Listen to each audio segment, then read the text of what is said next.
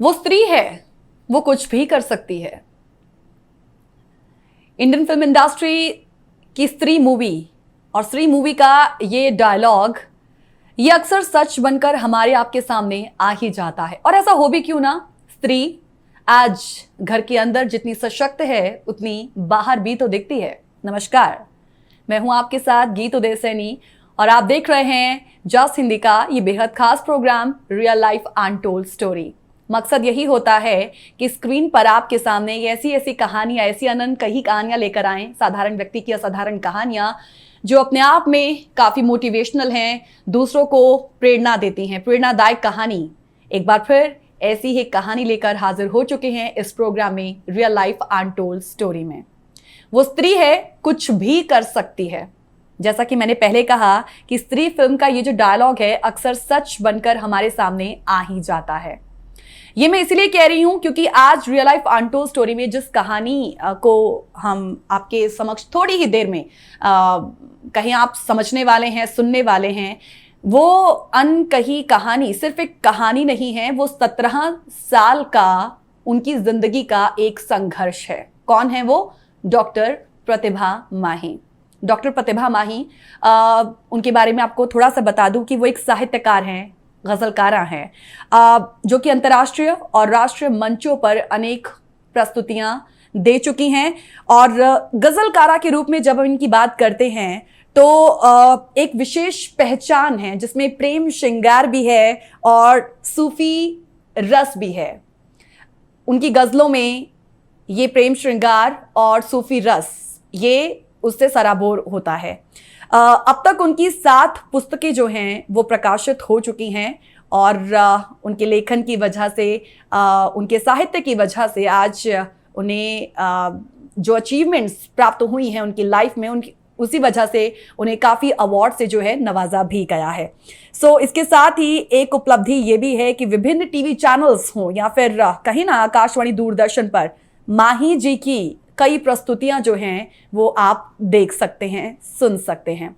सो जैसा मैंने पहले कहा कि 17 साल का संघर्ष है डॉक्टर प्रतिभा माही का, जिसे आज हम सुनेंगे, समझेंगे। और इसे ही समझने के लिए, सुनने के लिए आज वो खुद इस वक्त हमारे साथ आई हुई हैं, स्टूडियो में इस वक्त मौजूद हैं। Let's welcome her first. बहुत बहुत स्वागत है मैम आपका। जी नमस्कार। डॉक्टर प्रतिभा माही,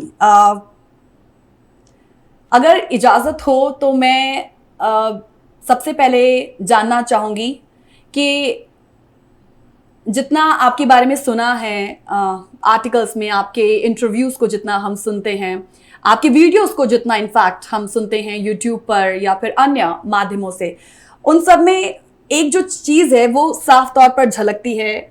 वो ये है कि एक महिला के तौर पर आपने अपने आप को बड़ा ही सशक्त बनाया है। और जो मैं पहले कह रही थी ना कि वो स्त्री है, वो कुछ भी कर सकती है। हम महिलाएं जो है ना उसे वो जस्टिफाई करती हैं, ये एक्चुअल में है भी। नन्ही माही से मैं शुरुआत करना चाहूँगी, हालांकि उसके बाद जो जैसे जैसे उसका जीवन आगे शुरू हुआ, वो 17 साल का जो स्ट्रगल है उसमें खट्टे मीठे कड़वे कसैले बहुत से अनुभव हैं आपके जीवन से जुड़े हुए, उन सबको भी जानना है।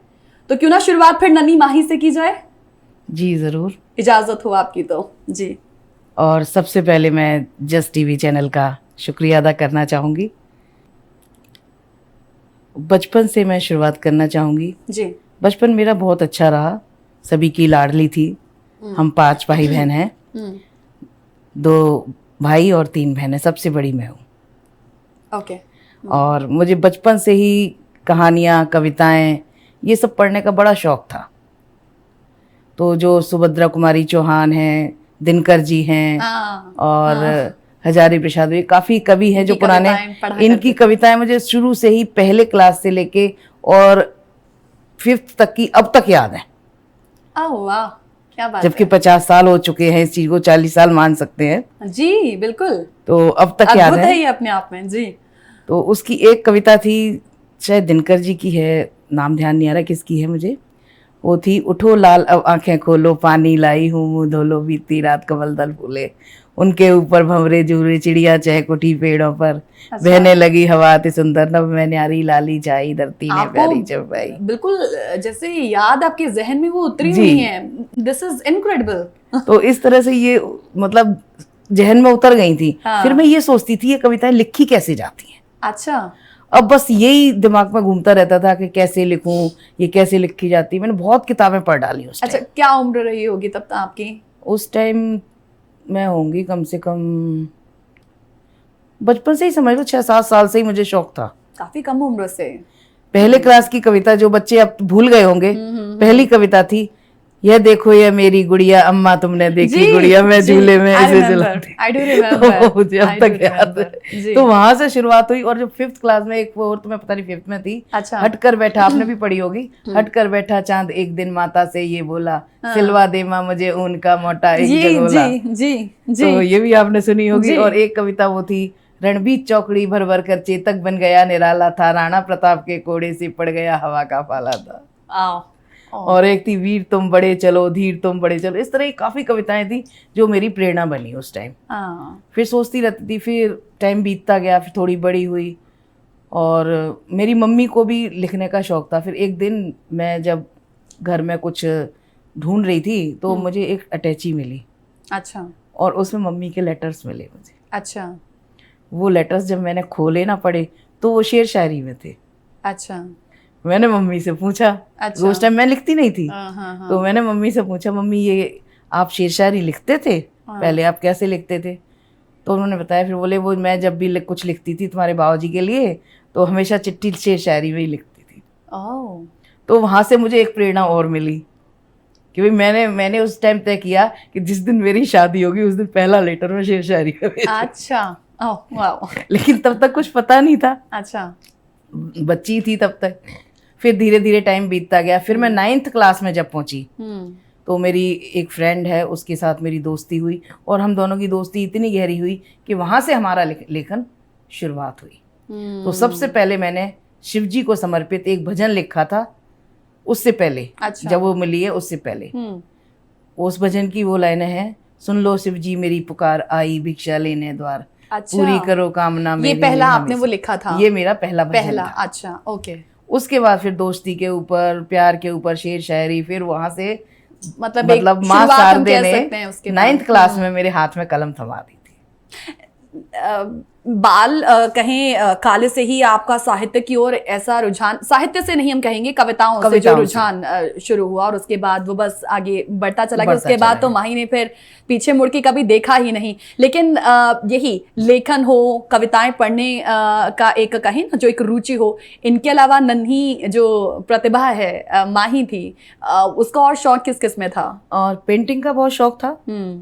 मुझे हर तरह की पेंटिंग करने का शौक है। आज भी अभी काफी टाइम से छूट गई है जी, लेकिन निप पेंटिंग, ग्लास पेंटिंग में सारी करी है, सब की हुई है। कला साहित्य बचपन से ये तो दो ही शौक थे मेरे बचपन से, एक लेखन का और एक कह सकते ना एक जेनेटिकली वो एक कहें वो आप में आ ही जाता है जो पेरेंट्स में होता है। सो मैं ये समझ पा रही हूँ कि एक पारिवारिक माहौल शुरू से ऐसा था, लेकिन चाहे वो माँ जी हो चाहे वो आपके बाबूजी, लेकिन उनका वो बाहर शौक, सिर्फ शौक, लेकिन वो शौक जो है वो कभी बाहर नहीं आया। तो ये जो आपका भाव था अंदर, ये भाव जो है आपने उनके समक्ष रखने की कोशिश की कि आपकी बेटी को भी ऐसा ही शौक है? कोशिश तो तब करती ना जब हिम्मत होती। अच्छा। एक बार ऐसी घटना घटी कि मुझे कहानियां, उपन्यास पढ़ने का बहुत शौक होता था। अच्छा। तो किताबों में कहानियां तो पढ़ती रहती थी। एक दिन मैंने, बाबूजी उपन्यास पढ़ते थे तो उनका उपन्यास मुझे रखा मिल गया। अच्छा, ओके। मैंने वो उपन्यास उठाया, बाबूजी थे नहीं घर में, और पढ़ना शुरू कर दिया। अच्छा। कम से कम मेरे उसके 20-25 पेज में पढ़ चुकी।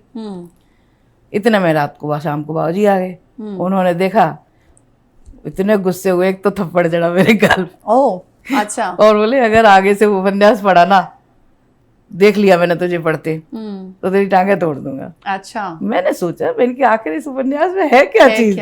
बिल्कुल, कोई मना करे तो जो ज्यादा इतना मना कर रहे हैं, इतना गुस्सा हो रहे हैं, ये तो कहानी तो है। तो जब तक मैंने उस उपन्यास को चोरी छिपे पूरा नहीं पढ़ लिया, मैंने छोड़ा नहीं। और पूरा उपन्यास पढ़ा मैंने। फिर मैंने कहा इसमें तो कुछ भी नहीं है। अच्छा। फिर उस टाइम से तब फिर मेरे को लगने लगा, मैंने कि शायद किसी को बताना ठीक नहीं है अभी, तो मैंने फिर किसी को बताया नहीं। केवल मम्मी को थोड़ा सा पता था कि मैं लिखती हूँ।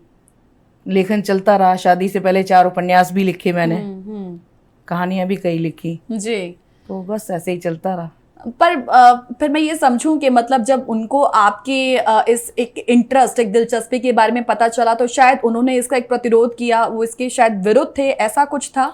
नहीं, उन्होंने कहा कुछ भी नहीं। लेकिन मेरे अंदर मन में ये था कि जैसे जब उन्होंने उपन्यास के लिए मुझे डांटा तो हो सकता है उनको ये चीज भी पसंद ना आए। बिल्कुल बिल्कुल बिल्कुल। तो इसलिए मैंने उनको बताया ही नहीं कि भाई मैं लिखती भी हूँ या कहानियां लिखती हूँ। लेखन की शुरुआत तो हो ही चुकी थी उस भजन के साथ, लेकिन उसकी आगे की कहानी को भी हमने जानना है।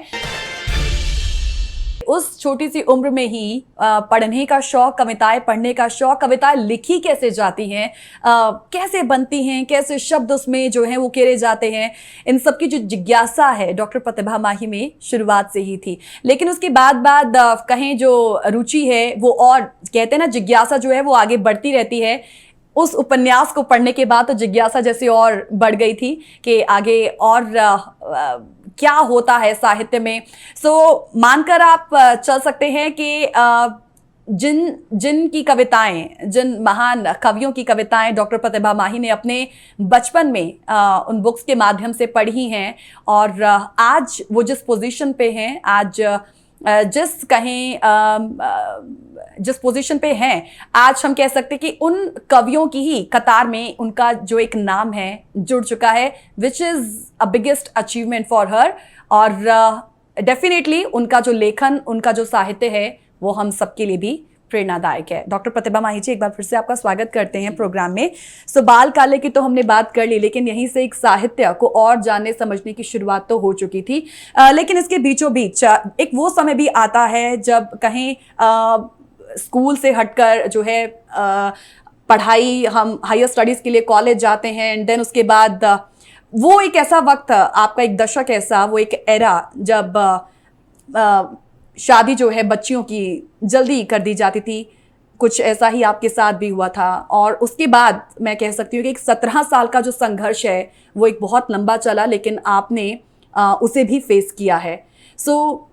उसके बारे में मुझे कुछ बताइए, क्योंकि पढ़ाई आपके बीच में छूट गई थी, लेकिन उस पढ़ाई को दोबारा कंटिन्यू करना was it difficult for you? शादी हुई, उसके बाद का समय? मैं 21 साल की थी उस वक्त जब शादी हुई थी। अच्छा। 21 की पूरी हुई थी, 22 में चल रही थी जी। और BA सेकेंड ईयर में थी। अच्छा। तो रिश्ता आया, सबको पसंद था, फोटो मुझे भी दिखाया गया। पहले तो ये होता था कि जैसे पेरेंट्स कहते हैं कि भाई यहाँ करनी है शादी या यहाँ करनी है, तो पहले बच्चों की चॉइस कुछ नहीं होती थी, पहले पेरेंट्स की ही चॉइस होती थी। बिल्कुल, ये बड़ा स्वाभाविक सा था उस वक्त तो। जी। हाँ। और बस दिखाया जाता था कि हाँ भाई पसंद है नहीं है, तो अगर मन में ना हो तो भी हम नहीं कह सकते थे क्योंकि बात उन्हीं की रहनी थी। हाँ। वही उन्होंने पसंद किया है। हाँ।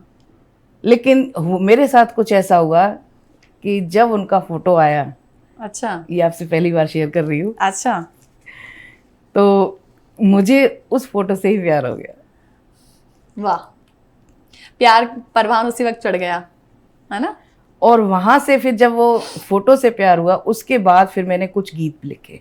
अच्छा। गीत भी लिखे और चलता रहा। फिर काफ़ी टाइम तक जब बात चलती रही शादी की, सगाई में लेट हो गए, तो सगाई के लिए आए नहीं, इन्होंने कोई जवाब नहीं दिया देखने के बाद। हाँ। तो मेरे मन में एक ख्याल आया, मैंने ये सोच रखा था, मैंने कहा अगर शादी करूंगी तो इनसे करूंगी, वरना नहीं करूंगी। अच्छा। लेकिन भगवान को सब मंजूर था, उसने मेरी आवाज़ सुन ली। हाँ। और कुछ दिन बाद वो आए, सगाई हुई मार्च में। अच्छा। जुलाई में शादी हुई। अच्छा। 1 जुलाई 90 की शादी थी मेरी। अच्छा। 1990 में। अच्छा। और शादी के बाद फिर जब घर आए, तब जो फर्स्ट नाइट होती है, उस दिन मैंने उनको अपने साहित्य के लेखन के बारे में बताने के लिए बताया नहीं। हाँ। बताने के लिए एक छोटा सा उपहार उनके लिए रखा। अच्छा। अच्छा। और उस उपहार को मैंने 7 कवर के अंदर पैक करके उनको दिया। तो वो कहते हैं क्या चीज़ है ये? मैंने कहा ये आपके लिए एक तोहफा है। तो वो जैसे खोलने लगे, तो पहला कवर खोला, फिर दूसरा खोला, फिर तीसरा। बोले पागल बना रही है, इसमें कुछ है भी है? ऐसे ही कुछ गत्ता पैक कर रखा है इसके अंदर। अच्छा। मैंने कहा नहीं, आप खोल के तो देखो। फिर खोला, जब लास्ट में पहुंचे तो उस पर लिखा हुआ था डियर मनु। तो उनका नाम डॉक्टर मनोज कुमार था। अच्छा। मैंने उनको मनु नाम दिया था। अच्छा। जब उन्होंने अंदर खोला तो देखे उसमें वो गीत, मतलब जब से उनका फोटो देखा था पहली बार, तब से जो गीत लिखे गए थे वो गीत उसके अंदर थे, डायरी के अंदर। और उससे पहले वो गीत आपने कभी किसी के साथ शेयर नहीं किए थे? नहीं नहीं। ओके। और वो गीत डायरी में लिख के वो उनको मैंने अच्छा दिए। तब वो देख के एकदम चौंक गए। अच्छा। बोले क्या तू लिखती भी है? ये तो तूने पहले कभी बताया ही नहीं। अच्छा। बड़े खुश हुए। तो फिर उन्होंने बताया मैं भी लिखता हूँ। बोले पर मैं ज़्यादा नहीं लिखता, थोड़ा थोड़ा लिखता हूँ। कॉलेज लाइफ में जब मेरे फ्रेंड्स थे तो उनके लिए थोड़ा बहुत लिखा था। अच्छा। फिर उन्होंने मुझे कुछ अपनी पंक्तियाँ भी सुनाई। अच्छा। तो मुझे याद आ रही है, मैं अगर आप इजाज़त दे तो पंक्तियाँ आपको बिल्कुल मैम, सुनाती हूँ। इजाजत है, प्लीज आप शेयर कीजिएगा हमारे साथ। उन्होंने मुझे पंक्तियाँ, वो ज़्यादातर सुनाते थे और मेरे लिए ही सुनाते। बोले ये लिखी तो मैंने पहले थी, लेकिन ये तेरे लिए है आज से। उन्होंने सुनाई, नहीं रुकता फिसलता है बार बार आंचल, नहीं रुकता फिसलता है बार बार आंचल, समय का दोष समय का दोष है सारा, हवा को दोष देती हो, झुकी जाती हो अपने भार से खुद ही, झुकी जाती हो अपने भार से खुद ही, संभलना खुद नहीं आता, हमें क्यों दोष देती हो। अरे ये आंख का सागर अचानक हो गया चंचल, बड़ी भोली हो अनजाने, तटों को दोष। वाह वाह, क्या बात है। तो ये बस उस टाइम से उनको जब पता लगा तो उन्होंने कहा अब मैं नहीं लिखूंगा, तू बहुत अच्छा लिखती है। बोले तू अपना लिख, आगे भेज भी। और उन्होंने भेजने के लिए मेरे को प्रेरणा दी कि भाई कहाँ भेजना है। मैंने पत्र पत्रिकाओं में आगे भेजा, लेकिन वहाँ से वो वापस आ जाता था। अच्छा। क्योंकि हर चीज़ के लिए किसी की सिफारिश और वो होनी चाहिए, तो वो हमारी कुछ थी नहीं। बस मेरा तो शौक था उस टाइम। तो जैसे उन्होंने कहा मैंने भेजना शुरू कर दिया। अब वापस आया, वो लिफाफा रखा है, बस ये लिख दे रचना पसंद आई, ज़रूरत होगी तो मंगा लेंगे। इस तरह काफ़ी रचनाएं ढेर हो गई। अब मैं मायूस हो गई, मैंने कि मैं नहीं भेजती अब। मतलब आपके हस्बैंड ने, आपके हमसफर ने आपको ये लेखन को एक नए जो पंख हैं वो दे दिए जी, है ना। तो उन्होंने मेरे से ही कहा, बोले तू तेरे को एक कहानी सुनाता हूँ मैं। हाँ। तो बोले कि एक कवि थे और बहुत अच्छा लिखते थे वो। बोले तेरी तरह ही वो सारी रचनाएं मतलब भेजते रहते थे, लेकिन उनकी कभी अखबार में नहीं छपी। और जब वो उनकी अखबार में नहीं छपी, उन्होंने मायूसी नहीं दिखाई। उन्होंने क्या किया, कोशिश करते रहे, लिखते रहे और भेजते रहे। और जो वापस आती है उनको एक बोरे में बंद करके रखते रहे। एक दिन बुढ़ापे में आके उनकी एक रचना छप गई।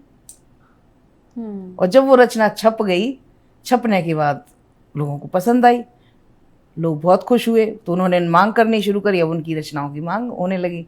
वो नई रचनाएं भेजते रहे, छपते रहे, भेजते रहे, छपते रहे। बोले उनका पूरी दुनिया में नाम हो गया। फिर उनके पास नई रचनाएं खत्म हो गई। अब उन्होंने क्या किया, पुराने बोरे खोले, रचनाएं निकाली वो पुरानी वाली और भेजनी शुरू कर दी। तो बोले कि वक्त का कुछ नहीं पता। बोले अभी नहीं छप रही हैं, आगे जाके जरूर छपेंगी, बस तू कोशिश करती रहना, चाहे कोई भी स्थिति हो, कैसा भी वातावरण हो, कैसी भी घटना घटे, कुछ भी हो, लेकिन तू कभी कलम मत छोड़ना, लिखती रहना, और एक दिन ऐसा आएगा तेरा पूरी दुनिया में नाम होगा। तो आज उन्हीं की प्रेरणा से यहाँ बैठी हुई हूँ। निश्चित तौर पर, बिल्कुल। लेकिन इधर तो इनको तो पसंद था लिखना, लेकिन ससुराल में और किसी को पसंद नहीं था। शादी के सिर्फ 1 महीने बाद ही, जो मैंने आपको बताया था बचपन में मैंने उपन्यास लिखे थे, 4 उपन्यास, वो शादी के बाद मेरी ननद ने जला दिए। उन्हें पसंद नहीं था आपका लिखना, या फिर ये कि आप क्यों लिख रहे हो, आप हमसे बेहतर क्यों हो सकते हो, दोनों को? हाँ, बस थोड़ी सी जेलसी थी कि भाई मैं क्यों नहीं लिख सकती, ये कैसे लिख लेते हैं। ओके। तो बस इसी जेलसी में मेरे पीछे जब मैं घर गई हुई थी अपने मायके, तो बस, और वो फिर उसके बाद दोबारा मैं कभी नहीं लिख पाई, आज तक नहीं लिख पाई। वो एक थोड़ा सा मन में शुरू से ही रहा है, और वो जो नुकसान है मैं कभी भूल नहीं सकती। बाल काल्य से जुड़े जो आपकी कविताएं, जो आपका लिखा गया, वो आपके ही ससुराल पक्ष के एक शख्स द्वारा जो है वो जला दिया गया। जैसा प्रतिभा जी हम बात कर रहे थे कि मायूसी तो हाथ लगी, लेकिन वो मायूसी सिर्फ कुछ देर के लिए थी जी। आपने अपने हस्बैंड से फिर ये शेयर नहीं किया कि ऐसा हुआ है, और ये परिवार में अगर ऐसा माहौल रहेगा तो ये सही नहीं है सबके लिए? नहीं, अगर शेयर करती तो बेकार में लड़ाई झगड़े होते, और बस उसी को देखते हुए मैंने इस चीज़ को शेयर नहीं किया किसी को। ओके। बस वो एक खून का घूंट पी के जैसे रह जाते हैं ना, बस वो शांत हो गई। वो कहते हैं ना कि एक चुप और 100 सुख। जी। ये वही बात हो गई। फिर एक ऐसा समय भी आया डॉक्टर प्रतिभा जी कि जब आपके हमसफ़र आपसे कहें आपको छोड़कर चले गए, और 8 साल 4 महीने 8 साल और 4 महीने 2 दिन, ये सिर्फ इतना ही समय है जिसमें आप उनके साथ रहे, वो आपके साथ रहे। तो जैसा भी आपने बताया कि ससुराल वहाँ का जो परिवार था ज़्यादा फेवर में नहीं था आपके यहाँ, आप जो काम करते थे उन्हें शायद पसंद नहीं था आपका लेखन। फिर तो मैं ये मानकर चलूँ कि उस वक्त बच्चे भी काफ़ी छोटे, और फिर खुद को संभालना, हम सफ़र के जाने के बाद बच्चों की जिम्मेदारी अपने कंधों पर लेना, वो भी उस परिवार में रहकर जहाँ पे आप ऑलरेडी अपने आप को मिसफिट समझ रही थी।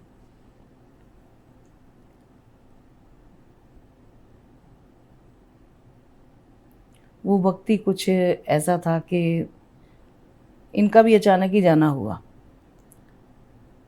एक्सीडेंट हुआ था जो कि ऑफिस जाते टाइम इनका हुआ, क्योंकि कुछ पता नहीं था, ना ये बोल पाए कुछ, ना कह पाए। जब इंसान जाता है तो कुछ ना कुछ तो बातें होती हैं उसके मन में जी। तो ऐसा कुछ भी नहीं था, अचानक ही गए और एक्सीडेंट में इनकी ऑन रोड ही चले गई थी। उस वक्त बेटी 1 साल 2 महीने की थी, बहुत कम उम्र थी, और बेटा 4.5 साल का था। पर ये बच्चों को समझाना बड़ा मुश्किल होता है।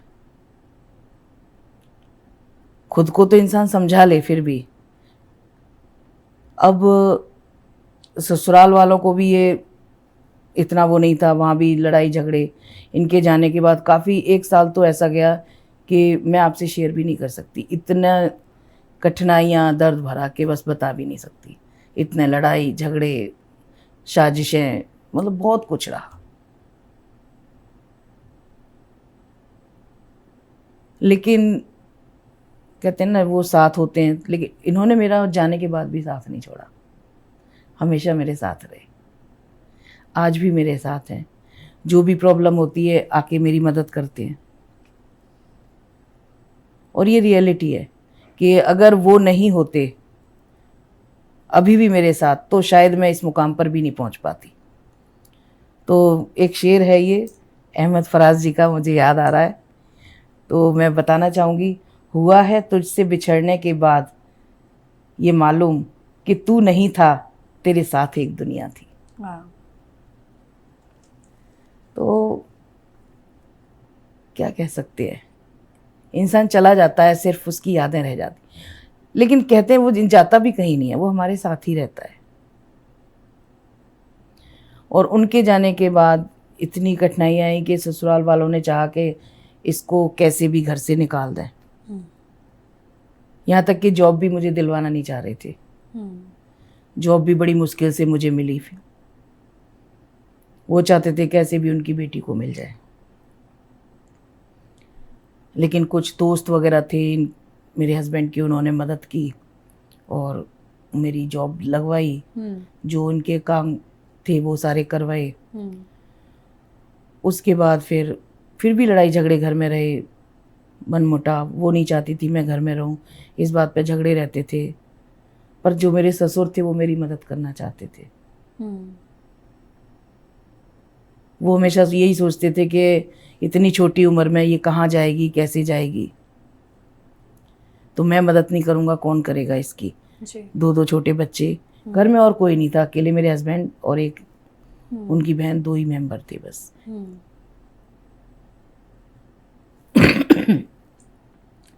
तो उसके बाद फिर जब वो मदद करने लगे तो ये मेरी सास को अच्छा नहीं लगता था। ऐसे ही एक दिन मैंने आपको बताया था, पढ़ाई मेरी बीच में छूट गई थी। जी जी। शादी के बाद फिर मैंने वो पढ़ाई पूरी की थी। तो ग्रेजुएशन तो मेरी डॉक्टर साहब से सामने ही हो चुकी थी जी, और एमए प्रीवियस भी हो चुकी थी। लेकिन एमए फाइनल नहीं हुई, वो इसलिए कि मेरी सास को ऐसा लगता था कि अगर इसकी एमए फाइनल हो गई तो ये इसको जॉब पे लगवा देगा। तो उन्होंने वो मेरी पूरी नहीं होने दी जी। उनके जाने के बाद फिर पापा जी ने कहा, भाई तू तेरी जो एमए रह गई है वो तू पूरी कर ले। तो फिर मैंने उनके कहने से वो फॉर्म भरने के लिए उनसे कहा, तो बोले ठीक है मैं चलूँगा। इस बात पे घर में इतना झगड़ा हुआ कि वो भी इस दुनिया से चले गए।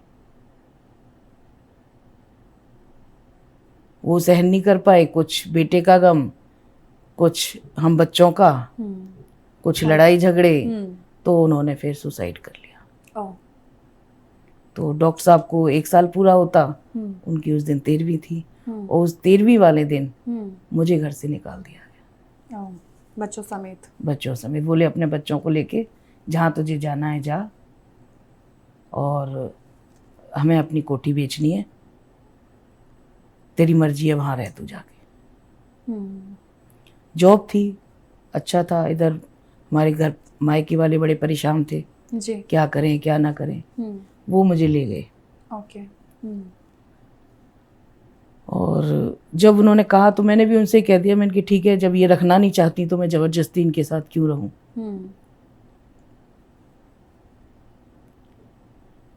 मैं सबको छोड़ छाड़ के वहाँ से फिर चली गई बाबूजी के साथ। 15 दिन वहाँ रही। उधर बाबूजी का भी उधर का भी रवैया अलग था। वो ये कहें कि अकेले हम इतनी दूर अनजान शहर में कैसे छोड़ दें। यूपी एटा, कहाँ जींद, बहुत दूर फासला पड़ जाता था। माँ बाप को चिंता तो होती है, बिल्कुल।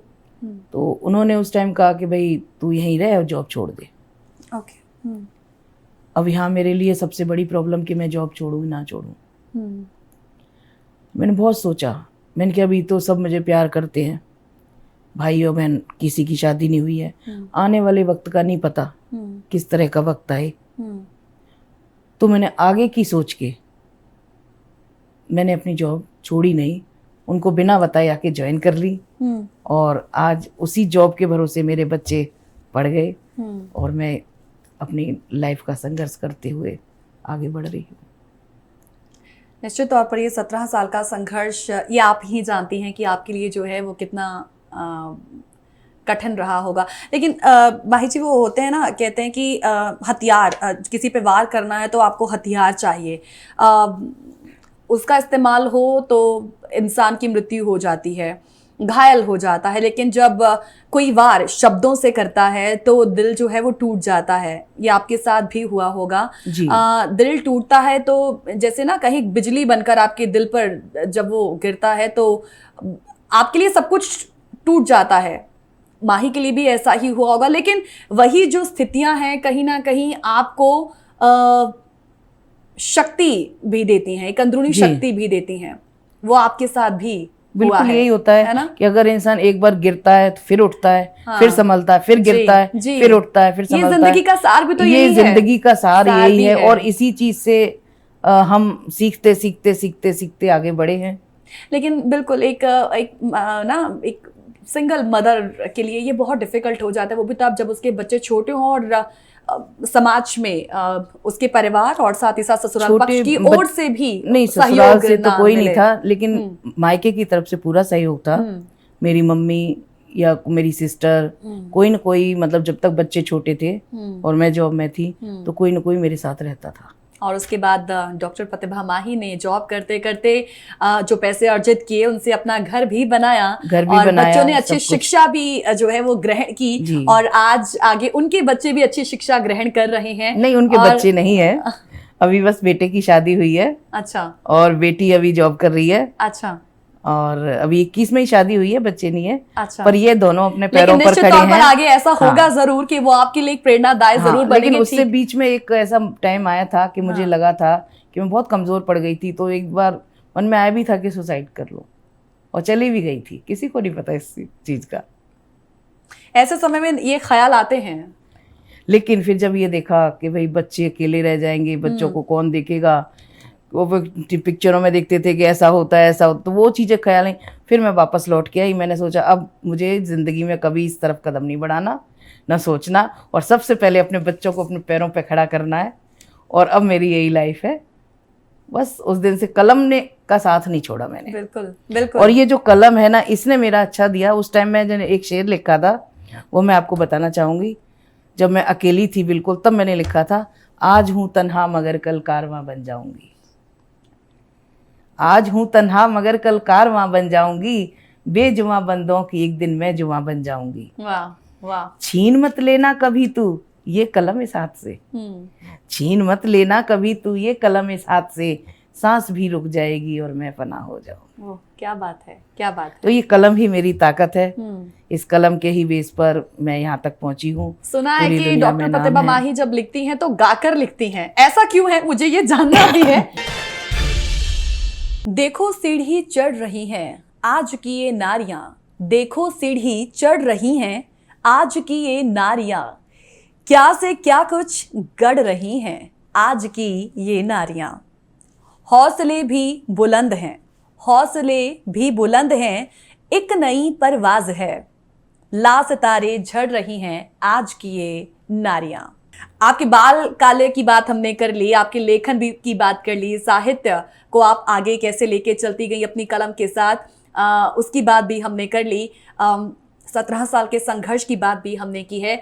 लेकिन वो सवाल जो ब्रेक में जाने से पहले मैं कर रही थी, इससे पहले कि मैं फेमिनिज्म पर आऊँ, नारीवाद पर आऊँ, मुझे वो जानना है कि डॉक्टर प्रतिभा माही जब लिखती है तो गाकर लिखती हैं, ऐसा क्यों है? बस मुझे लिखना ये ही अपने नहीं आप आता। ही है? अपने आप ही है, गॉड गिफ्टेड है सब कुछ। क्योंकि मैं खुद नहीं लिखती ना ये सब कुछ, लिखवाने वाला वो है। और जो भी निकल के आता है, दिल से आता है, उसकी मर्जी है। वो कभी भी कहीं भी किसी भी टाइम, कई बार तो रास्ते में चलते चलते दिमाग में चलने लगेंगी, कई बार रात की आधी रात पे उठा के बिठा देगा, कभी कुछ कभी कुछ। इस पर से मुझे फिर एक बात वो याद आ गई कि जो मैं हर बार कहती भी हूँ इसी प्रोग्राम के माध्यम से, कि जो एक कलाकार होता है ना माही जी, वो अपने दिल दिमाग हाथों तीनों से एक साथ काम करता है। तो ठीक है, आपके साथ भी वैसा ही होता है ना जी। नारीवाद पर मैं बात रखना चाहूंगी कि देखिए, फेमिनिज्म का मतलब होता है महिलाओं को मजबूत, ये सिर्फ मुझे ऐसा लगता है कि फेमिनिज्म सिर्फ महिलाओं को मजबूत करने तक सीमित नहीं है, क्योंकि महिलाएं जो हैं वो पहले से ही मजबूत हैं, पहले से ही मजबूत हैं। लेकिन फिर भी जब जब फेमिनिज्म की बात आती है तो हमेशा बात सिर्फ इसी पर आकर क्यों टिक जाती है? वुमेन एम्पावरमेंट, उन्हें सशक्त करना है, क्यों वो पहले से ही तो सशक्त हैं, फिर उन्हें हमें इन शब्दों की जरूरत ही क्यों पड़ रही है? वो इस विषय में मैं ये कहना चाहूँगी कि हम नारियां न तो किसी से कम हैं, क्योंकि नारी को देवी माना गया है। बचपन से ही आपने देखा है नवरात्रियों में देवी बच्चियों को पूजा जाता है। तो लड़की तो शुरू से ही देवी का रूप है, शक्ति है उसके अंदर इतनी शक्तियाँ, वो सहनशील है, कई भावनाएं हैं जो उसके अंदर, और जो चीज़ मर्द में नहीं होती। नारियां सब समझती हैं, सब कुछ देखती हैं और उसको सहन करती हैं, लेकिन वो शक्ति अपनी वहाँ दिखाती हैं जहाँ उनको ज़रूरत होती है। तो जब उनके ऊपर कोई अत्याचार करता है या उन्हें सताता है करता है, पहले तो वो सहन करती हैं, लेकिन एक सीमा होती है सहन करने की, जैसा मेरे साथ हुआ। क्योंकि डॉक्टर साहब के जाने के बाद बहुत उन्होंने इस तरह की काफ़ी चीज़ें, बातें भी, और मतलब जो बहुत कुछ हुआ, लेकिन एक सीमा थी सहन शक्ति की। जिस दिन वो सीमा खत्म हुई, उस दिन मेरा जो रूप निकल के आया, फिर उसके बाद रुका नहीं। क्योंकि जब इंसान सहन करते करते एक आखिरी सीमा पर पहुंच जाता है ना, फिर उसकी अंदर से वो शक्ति बाहर आती है। लड़कियां कभी कमज़ोर नहीं होती। जो पुरुष समझते हैं कि लड़कियां कमज़ोर हैं, वो कमज़ोर नहीं है। तो इस पर मैं कहना चाहूँगी, न थे पहले अकेले हम, न तन्हा आज रहते हैं, न थे पहले अकेले हम, न तन्हा आज रहते हैं, सुनो कुछ अनकहे किस्से हमारे राज कहते हैं।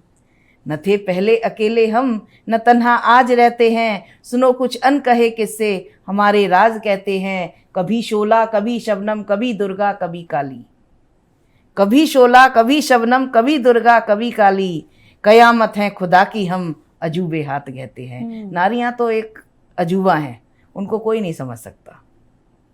तो जो हम ये एम्पावरमेंट की बातें करते हैं कि भाई इसको शक्ति करनी चाहिए, ऐसा करना चाहिए, ये जो समाज की कुरीतियां हैं ना, उन्होंने नारी को दबा के रखा है।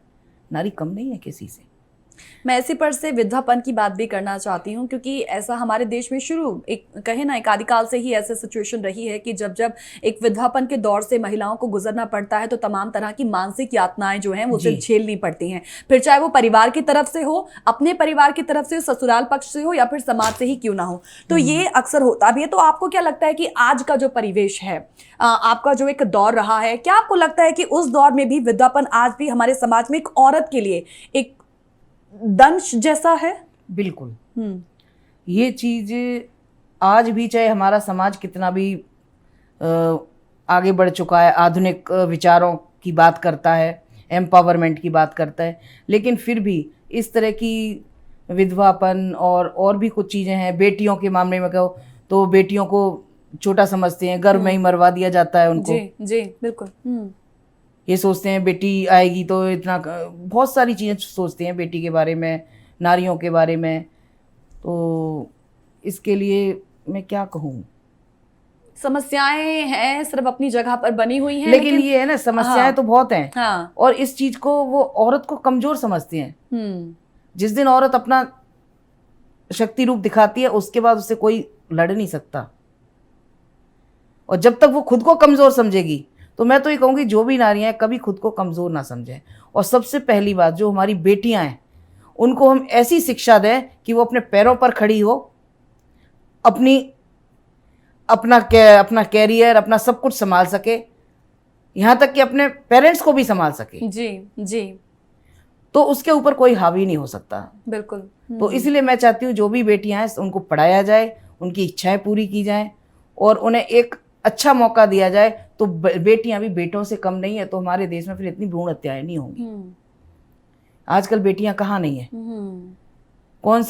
कौन सा क्षेत्र है जिसमें बेटियां नहीं है? बिल्कुल बिल्कुल।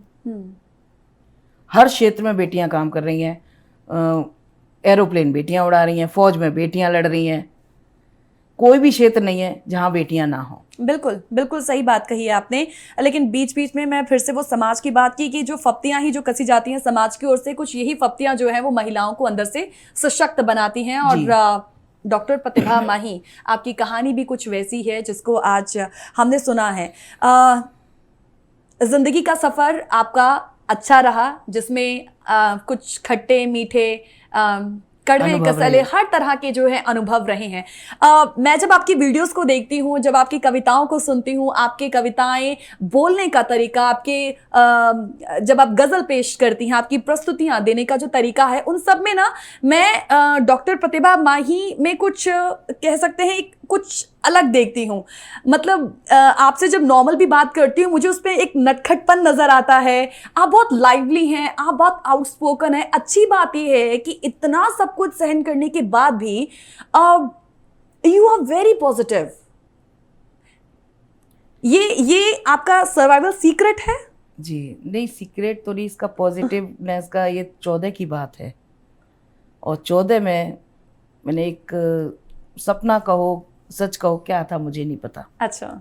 सुबह सुबह मैंने देखा था और उसमें मैंने भगवान के दर्शन किए थे। तो उसकी वजह से, मतलब उस दिन से ऐसा मेरे मन में आया कि भाई मैं हमेशा सूफी की तरफ उस तरह से बढ़ गई। और कुछ चीज़ें ऐसी हैं जो मैं लिखती हूँ। मेरी पहली किताब है इश्क मेरा सूफियाना। हाँ। उसमें जो भी गज़लें हैं, उस किताब के अंदर दुख, दर्द, कांटे, हर तरह के माहौल का जो मेरे साथ हुआ लाइफ में, अगर कुछ लोग उसको पढ़ेंगे तो काफ़ी हद तक उनको उसे मतलब उभरने के लिए वो इस तरह की उसमें गीत गज़लें हैं कि ताकि उनको प्रेरणा मिले। अगर कोई उस दुख में है तो उससे कैसे बाहर निकले। जी जी। वो शक्ति उस किताब के अंदर है। हम्म, तो जब मैंने उस किताब में इस तरह की चीज़ें देखी, फिर वही चीज़ मेरी लाइफ में घटी दोबारा आके। जो मैंने लिखा वो घटा। वहां से मुझे एकदम जैसे कहते कुछ चेतना जागी। हाँ। तो मुझे लगा कि मैं जो लिखती हूँ वो सच हो जाता है। उस दिन मैंने ठाना कि अब मैं कभी नेगेटिव चीज नहीं लिखूंगी। जो मुझे चाहिए, खुशी चाहिए खुशी, प्यार चाहिए प्यार, उस ईश्वर से मिलना है तो मैंने वही चुना। तो मेरे जो प्रिय विषय है प्रेम, श्रृंगार, सूफी, तो मैं वही लिखती हूँ। अब मैं दर्द, दुख, कांटे, ये सब मैंने निकाल के फेंक दिए अपनी जिंदगी से। मैं नहीं लिखती, क्योंकि मैं जो लिख देती हूँ ना वो सच हो जाता है। इसलिए पॉजिटिव रहना बहुत जरूरी है। इसलिए मैं पॉजिटिव चीज ही लिखती हूँ। ये रीजन था इसका। अब जिंदगी के इतने जो दौर हैं वो गुजर गए हैं। आज डॉक्टर प्रतिभा माही जैसे उसकी शुरुआत हुई और आज कितना ही समय बीत जाने के बाद आज जिस डॉक्टर प्रतिभा माही को आप सोचने समझने की कोशिश करते, जब एकांत में बैठती हैं, अपनी लाइफ को एक्सेस करती हैं कि अब कहां से कहां तक आ गई हूं मैं, कितना बदलाव अभी तो और आगे जाना तो और है आगे, लेकिन अभी तक कितना बदलाव है। और वो जो बदलाव है वो दूसरों को इंस्पायर कर रहा है, हमें इंस्पायर कर रहा है, हमारे दर्शकों को इंस्पायर कर रहा है। कई बार तो ऐसा लगता है कि जो ये 17 साल का सफर था, ये जब 17 साल तक का सफर है, जब बेटा जॉब में आया है उसके बाद मुझे रिलैक्स मिला है। और जो उससे बीच का 17 साल का सफर था, मैं कई बार सोचती वो सिर्फ आपकी एक जिम्मेदारी थी। देखती हूँ ना कि पीछे जब मुड़ के ये मैं थी, मैंने सहन किया, मैंने ये सारे किए। विश्वास नहीं होता कि मैं इस रास्ते से होके आई हूं। सोच ही नहीं सकती कि वो मैं थी इस मुकाम पे आके आज। This is how doctor Pratibha Mahi access her life. निश्चित तौर पर ये आपकी 17 साल का संघर्ष, लेकिन उस संघर्ष में हमें सिर्फ सकारात्मकता ही नजर आ रही है, क्योंकि आप पग पग पर सिर्फ स्ट्रांग ही बनी, आपने अपने आप को स्ट्रांग किया है। और ये हर महिलाओं के लिए संदेश है। द पीपल आउट देयर जो निराश है, लोगों ने बनाया ना, लोग बनाते हैं, लोगों ने बनाया। क्योंकि जब वो हमारे साथ कुछ गलत करने की सोचते हैं, और आपको ही पता है कि चाहे विधवा हो चाहे कोई डिवोर्सी हो, तो जो ये समाज है, समाज में जो मर्द हैं उनकी नजरें उन पर जरूर रहती हैं। तो इस तरह की भी काफी उतार चढ़ाव लाइफ में आते रहते हैं, और लोगों से लड़ना भी आया। तब मैंने ये वाली जो गजल लिखी थी वो उस टाइम लिखी थी। उठाकर रुख से हर पर्दा नजारे सब दिखा दूंगी। उठाकर रुख से हर पर्दा नजारे सब दिखा दूंगी, समझना मत मुझे अवला कयामत में बुला दूंगी। भले कमजोर हूं तन से मगर फौलाद सी हूँ। भले कमजोर हूँ तन से मगर फौलाद सी हूँ मैं, दरिंदों की हुकूमत को मैं माटी में मिला दूंगी। और इसमें अपने आपका नाम भी आता है माही जी इस गजल में। निश्चित तौर पर आपकी जिंदगी का हर अनुभव, चाहे वो खट्टा मीठा कड़वा कसला जैसा भी हो, वो हमारे लिए प्रेरणादायी है जी। एंड मैं सबसे पहले तो आपका शुक्रिया अदा करना चाहूंगी। आपने अपना प्रेशियस वैल्यूएबल टाइम हमारे लिए निकाला है और अपनी अनकही कहानी हमारे साथ आज शेयर की है प्रोग्राम के माध्यम से, हमारे दर्शकों के माध्यम से। सो बहुत बहुत शुक्रिया प्रतिभा जी आपका उसके लिए। धन्यवाद। और जस्ट टीवी का भी धन्यवाद, और जो हमें दर्शक देख रहे हैं आप सबका भी बहुत बहुत धन्यवाद। तो हर बार की तरह जो अपील आपसे की जाती है वो यही कि ये एपिसोड, हर एपिसोड अपने आप में खास, लेकिन वो और भी खास तब बन जाएगा जब जो दर्शक इस वक्त हमें देख रहे हैं वो अपना जो ओपिनियन है आज की इस एपिसोड को लेकर रखें। कैसे रख सकते हैं? हमें मेल करके, हमें लिखकर। सो नीचे दी गई ईमेल आईडीज पर आप हमें आज के इस एपिसोड को लेकर अपनी बात जरूर रखिएगा। इंतजार मुझे रहेगा। इसी के साथ फिलहाल इजाजत दीजिएगा। रियल लाइफ अनटोल्ड स्टोरी में आज की कहानी बस इतनी ही। नमस्कार।